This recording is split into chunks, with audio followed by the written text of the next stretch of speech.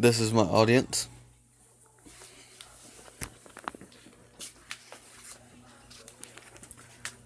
Growing up, some of us, as well as many of our parents and grandparents, watched westerns as a late night escape.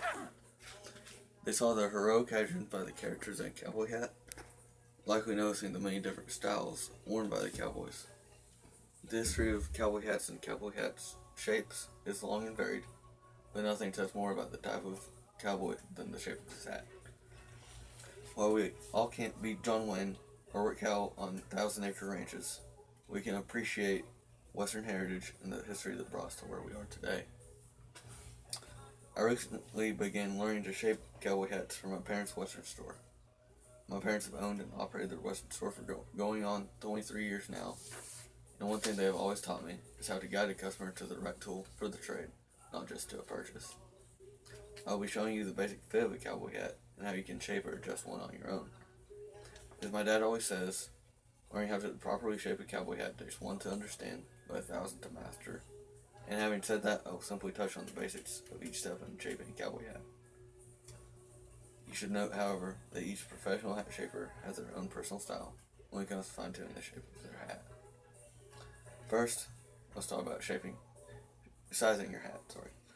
Sizing your hat is based on the pressure through the middle of your forehead, through the tip of your ears, back to the ledge of your head. The pressure should be even throughout, and it should be snug, but not tight, because you don't want to be chasing your hat through the field.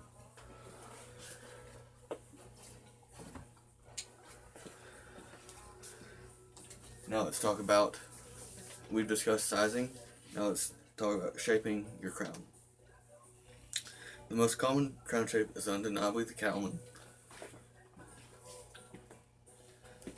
By getting this shape, you press through here, bringing symmetry throughout and making a large valley throughout. And this is a 4.5-inch crown. And another couple of shapes is the cool hand Luke, which has a very shallow valley throughout, and a squared off small valley through the top of the crown. Other shapes that are very common would be a woman style, but on this hat, see the frontal dimples and the horseshoe-like valley.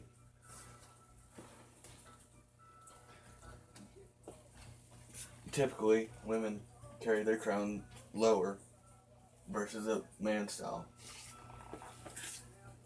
Now that we've discussed the sizing and shaping of the crown, we'll discuss the brim. For the shaping of the brim, it will vary from a 3-inch to a 5-inch brim, but for today's example, we will be using a 4.25-inch brim for the men's and a 3-inch brim for the ladies. By measuring up through the body of the crown to the tip of the brim, you can shape up your desired brim height and shape based on strokes. This brim shape can be based off of preference, region, and gender and height. Age is also a factor.